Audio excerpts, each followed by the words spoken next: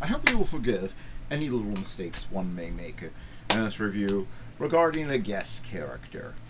You see, this um, John Constantine is an odd fish for me in that I'm not really familiar with his character at all.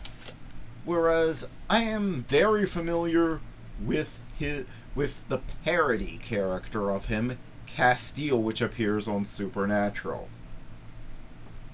Go figure.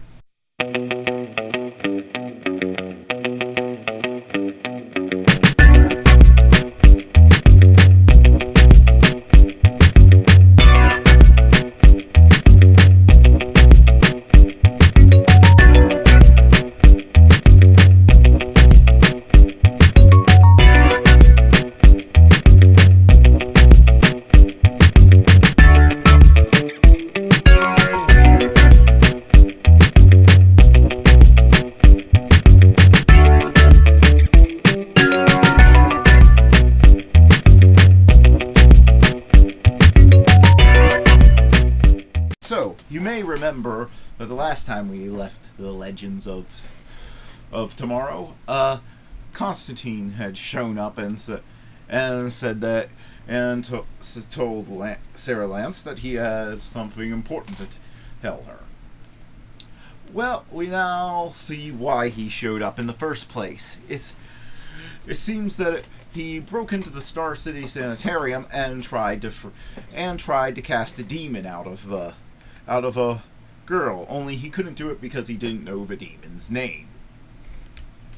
Well, and then the demon told him that his next target would be Sarah Lance.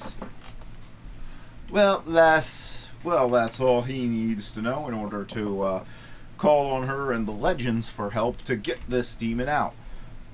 Fortunately, they tell him that they think they know which demon it is. Mollusk. It turns out it wasn't an alternate dimension Sarah Lance was pulled into, but when we last saw her back in the Viking episode, but it was in fact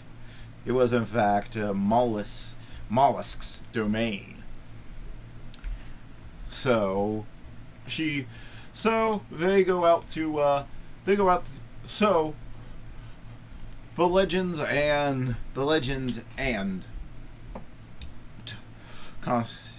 Constantine go out to get the girl. And they manage to get her in a room alone, start to perform an exorcism, only to be hit with some shocking news. It turns out she was in the sanitarium under a fake name.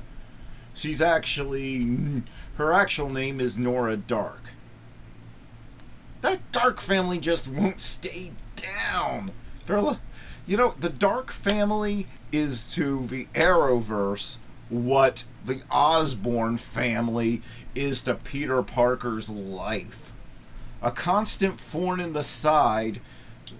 I'm sorry. They're not as they're much more painful and persistent than a thorn in the side. A thorn in the side you can easily remove. No.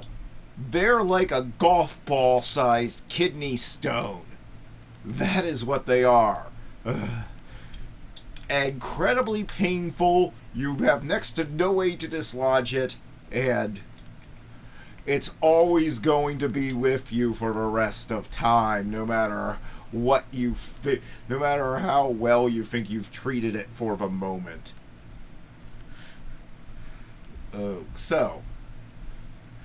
And Mollusk does something that I never would have expected from a John Noble character. He rips space and time apart to send Sarah, Lenny, and Constantine back in time with some sort of spell. I bet he seems to leave the girl. He seems to leave Nora, leave the Adam and the new girl to look after her as they take her out in Star City. Which, conveniently for the budget, ends up being a coffee shop that just so happens to be obviously Jitters with some orange lines painted on the windows. It's so good the DC universe is so television budget friendly. So they've been sent. So Sarah and the rest are sent back to 1969, and they're not sure how they get back since they can't communicate with the Wave Rider since they didn't have any equipment with them. Why they don't have time communication equipment with them at all times, I don't know. But anyway, so anyway, Lenny gets mistaken for an inmate and gets taken, and Sarah starts seeing visions of Mollis, who's threatening her, of course. You know, uh, sounding all evil because hey, Mollusk is voiced by John Noble, so what do you expect? And all sorts of creepy stuff is happening, including Mollusk taking over the girl, Constantine and Sarah hooking up, and them about to lobotomize Lenny, which I did a quick Google search. If I'm wrong about this, please correct me. But from what I could tell, lobotomies weren't still being performed in 1969. So I don't know what's up with that. But anyway, once they get through bonking, Sarah and Constantine finally get around to saving Lenny just in the nick of time. You two really got your priorities straight. Even James Bond at his worst puts saving his friends above bonking. What's the deal with these two? And I'm sure but anyway, I mean, if they're vis addicted, they have to have several dozen diseases by now. Meanwhile, they can't count on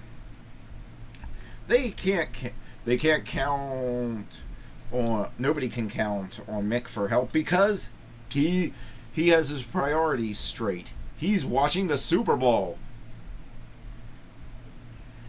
And then there's a bunch of, and so a cafe gets cleared out as Mollis takes over Nora, and then Sarah has an idea for them to get back to their time. Let Mollusk possess her.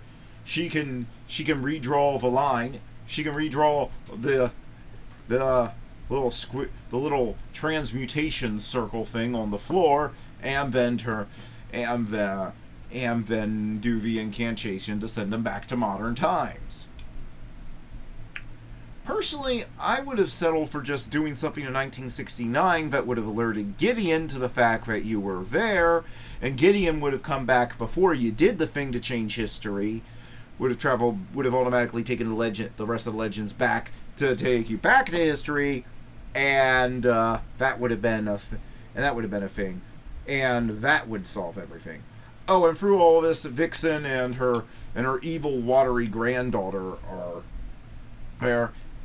there, and Vixen finds out that Mollusk is afraid of her totem and says that she's one of the six. She has a battle with her evil watery granddaughter who tries to murder Citizen Steel. And it turns out unfreezing your water-powered evil granddaughter isn't that, so that you can try and talk her out of being evil, isn't that great of as Tony Stark would put it, not a great plan. And then Sarah gets taken by Mollusk, and she finds that Mollusk is the main. She also finds the consciousness of Nora. So she manages to break them both free of Mollusk's control. Constantine manages to get Mollusk under control in her. Between her work and Constantine, they manage to get Mollusk under control in her.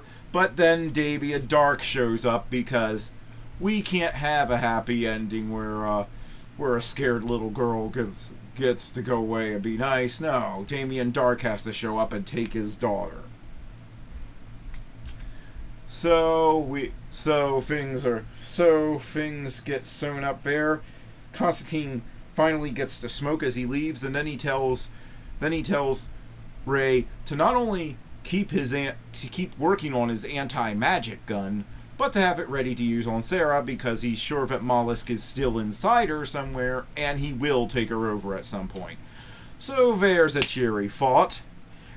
But we do have some good news. We found out the one guy who knew about Mollusk and was actually doing something about him, Captain Hunter, has broken free of time prison, and nobody can find him, so that's good to know.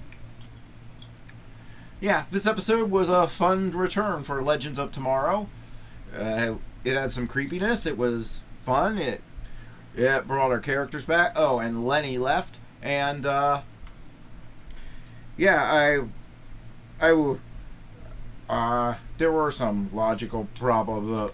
There was the logical problem of why go to the risk of letting a demon in when you have other ways of making it known what time you're in, since the Wave Rider constantly scans time for anomalies. But other than that, it was pretty good, so I give it a 7 out of 10. Very enjoyable return, and looks like next week we're getting the compulsory time loop episode you have to get in every science fiction series at some point. I hope they at least find a way. I hope that the show manages to at least have fun with this, because if they play it completely straight, it'll just be boring and played out. But yeah, well, great to be back reviewing Legends again.